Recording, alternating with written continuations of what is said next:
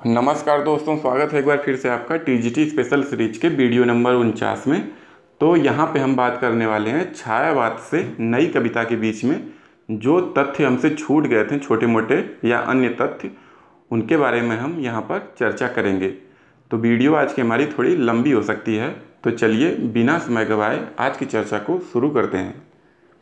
आज का हमारा पहला प्रश्न है कि छायावादोत्तर प्रमुख ब्रजभाषा रचनाओं का उल्लेख करें। तो छायावाद के बाद जो ब्रजभाषा की प्रमुख रचनाएं थी उनमें अमृतलाल चतुर्वेदी जी का श्याम संदेशो व गालिब अमृत प्रमुख हैं।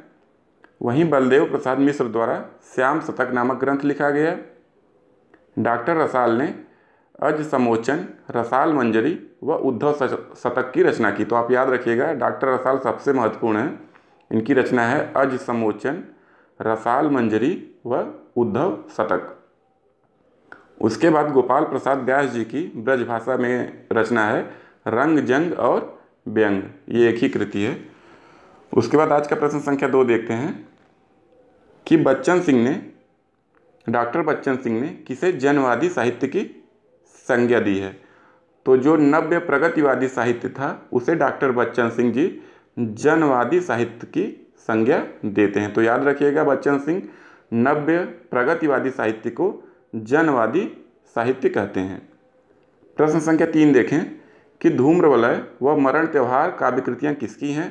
तो धूम्रवलय और मरण त्योहार नामक काव्य कृतियाँ माखनलाल चतुर्वेदी जी की हैं। आज का प्रश्न संख्या 4 है कि रामधारी सिंह दिनकर की प्रमुख काव्य कृतियों का उल्लेख करें। तो दिनकर जी के बारे में चर्चा रह गई थी, उसी को हम यहाँ पर देखेंगे। तो दिनकर जी की प्रमुख कृतियाँ हैं रेणुका, 1935 में आई, पहली इनकी काव्य कृति है। उसके बाद हुंकार, सामधेनी, रसवंती, द्वंद्व गीत, कुरुक्षेत्र, उर्वशी, आत्मा की आंखें, रश्मिरथी, परशुराम की प्रतीक्षा, इतिहास के आंसू, धूप और धुआं, दिल्ली, नीम के पत्ते, हारे को हरिनाम व नील कुसुम। सभी बहुत महत्वपूर्ण रचना है, सब की सब आप याद रखिएगा। एक बार फिर हम तेजी से देख लेते हैं।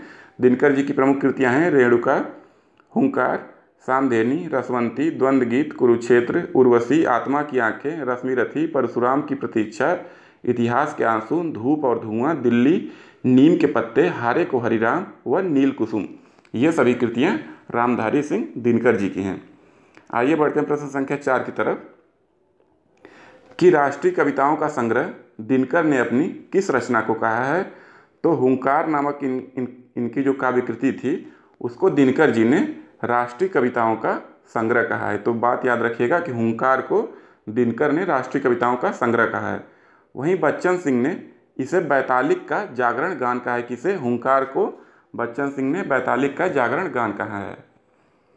वहीं एक और अन्य तथ्य देखें इससे जुड़ा हुआ कि हाहाकार नामक प्रसिद्ध कविता हुंकार में संकलित है। तो इसको भी आप याद रखिएगा कि अगर पूछता है कि हाहाकार नामक प्रसिद्ध कविता किस काव्य कृति में संकलित है तो वह दिनकर जी की काव्य कृति हुंकार में संकलित है। बढ़ते हैं प्रश्न संख्या 6 की तरफ कि दिनकर जी की किस कृति को गीति नाट्य भी कहा जाता है। तो उर्वशी को, जो 5 अंकों में विभाजित है, को गीति नाट्य की संज्ञा भी दी जाती है। आज का 7वां प्रश्न देखें कि दिनकर की कौन सी कृति चीन भारत के युद्ध के संदर्भ में लिखी गई। तो दिनकर जी की जो कृति है परशुराम की प्रतीक्षा, वो चीन भारत युद्ध के संदर्भ में लिखी गई है। प्रश्न संख्या 8 देखें कि अधैर्य का कवि किसको कहा जाता है। तो दिनकर जी को अधैर्य का कवि, याद रखिएगा, कहा जाता है। अधैर्य का कवि कौन है? तो दिनकर। प्रश्न संख्या 9 देखें कि रामधारी सिंह दिनकर ने मैथिली शरण गुप्त के सामने स्वयं को क्या माना है।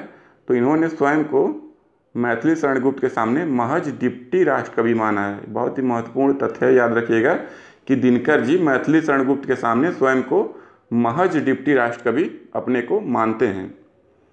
प्रश्न संख्या 10 देखें कि हिंदी साहित्य मतलब आधुनिक हिंदी साहित्य का बापू किसे कहा गया है।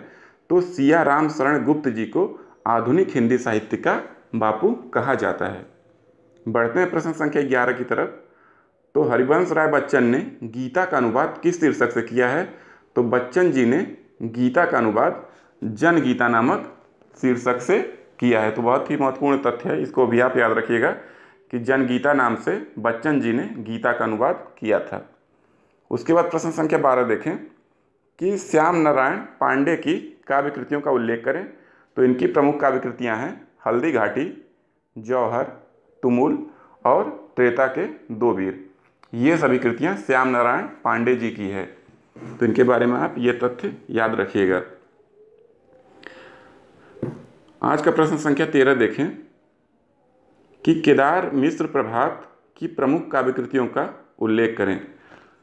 तो इनका जो ऋतंबरा प्रबंध काव्य था उसके बारे में हम पढ़ चुके हैं। उसके बाद इन्होंने एक और प्रबंध काव्य की रचना की है, उसका नाम है कैकेयी। फिर इन्होंने कर्ण नामक खंड काव्य की रचना की। वहीं पर इन्होंने शुभ्रा नामक एक गीत काव्य लिखा और 5वें नंबर पर बैठो मेरे पास नामक चतुष्पदियों की रचना इन्होंने की है। तो ये सब बातें आप केदारनाथ मिश्र प्रभात जी के बारे में याद रखिएगा। आज का प्रश्न संख्या 14 देखें कि रामदास की हत्या किसकी प्रसिद्ध कविता है। तो रामदास की हत्या जो है रघुवीर सहाय जी की एक प्रसिद्ध कविता है। आज का प्रश्न संख्या 12 नहीं, माफ़ करिएगा। आज का प्रश्न संख्या 15 देखें कि क ख ग त्रैमासिक पत्रिका के संपादक कौन थे। तो रघुवंश जी जो क ख ग जो एक त्रैमासिक पत्रिका थी उसके संपादक थे। इसके बाद प्रश्न संख्या 16 देखते हैं कि नामवर सिंह ने निषेध का निषेध, ध्यान रखिएगा, निषेध का निषेध किसके काव्य को कहा है। तो नामवर सिंह ने मुक्तिबोध की कविताओं को निषेध का निषेध कहा है। प्रश्न संख्या 17 देखें कि मैं प्रयोगवाद का अगुआ नहीं पिछलगुआ हूँ, कथन किसका है। तो यह कथन दिनकर जी का है, जिन्होंने कहा है कि मैं प्रयोगवाद का अगुआ नहीं बल्कि पिछलगुआ हूँ। उसके बाद प्रश्न संख्या 18 देखें कि मधुशाला को स्वच्छंदतावादी निषेध का निषेध किसने कहा है। तो बच्चन सिंह जी ने मधुशाला को स्वच्छंदतावादी निषेध का निषेध कहा है। तो याद रखिएगा, मधुशाला को बच्चन जी क्या कहते हैं, स्वच्छंदतावादी निषेध का निषेध। बढ़ते हैं प्रश्न संख्या 19 की तरफ। तो हरिवंश राय बच्चन जी की प्रमुख काव्य कृतियों का उल्लेख करें। तो सबसे पहले देखेंगे कि मधुशाला आई, फिर मधुबाला व मधुकलश। इन तीनों का क्रम याद रखिएगा, आपको पूछ सकता है कि सबसे पहले मधुशाला आई, फिर मधुबाला और फिर मधुकलश, एक क्रम में है ये। उसके बाद इन तीनों पर देखा जाए, मधुशाला, मधुबाला और मधुकलश पर, तो इन तीनों पर जो है उमर खयाम की जो रुबाइयाँ थी उसकी बहुत ही गहरी छाप पाई जाती। तो इस बात को भी आप याद रखिएगा कि इन तीनों पर उमर खयाम की गहरी छाप पाई जाती है। किस पे, मधुशाला, मधुबाला व मधुकलश पर। इसके अलावा बच्चन जी की कुछ अन्य कृतियाँ भी हैं, उसको भी हम यहाँ पर देखेंगे। तो अन्य कृतियों में है निशा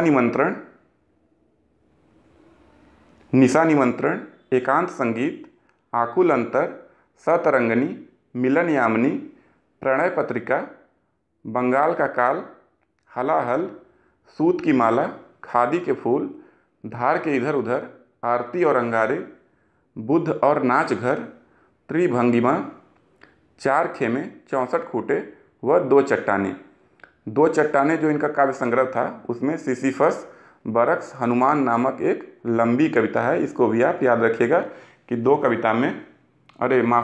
चट्टाने में सिसिफस बरक्स हनुमान नामक बच्चन जी की एक लंबी कविता संग्रहित है। तो ये सारी रचनाएं जो बच्चन सिंह जी की हैं उसको आप याद रखिएगा।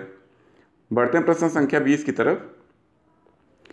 तो नरेंद्र शर्मा की प्रमुख काव्य कृतियों का उल्लेख करें। इनके बारे में भी चर्चा रह गई थी, तो इनकी प्रमुख काव्य कृतियाँ हम देखेंगे। तो इनकी प्रमुख काव्य कृतियाँ नरेंद्र शर्मा जी की सूल फूल, कर्ण फूल, प्रभात फेरी, प्रवासी के गीत, पलाश वन, रक्त चंदन, उत्तर, जय व द्रौपदी। ये सभी कृतियाँ किसकी है, ये सभी कृतियाँ जो हैं नरेंद्र शर्मा जी की है। उसमें से प्रवासी के गीत जो है बहुत ही महत्वपूर्ण रचना है। प्रवासी के गीत और प्रभात फेरी दोनों को आप याद रखिएगा, क्योंकि जब भी एग्जाम में पूछा गया है यही दोनों रचनाएं पूछी गई कि प्रवासी के गीत या प्रभात फेरी किसकी रचनाएं हैं, तो ये दोनों रचनाएं जो है नरेंद्र शर्मा जी की हैं। प्रश्न संख्या 21 देखें कि रामेश्वर शुक्ल अंचल की प्रमुख काव्य कृतियों का उल्लेख करें।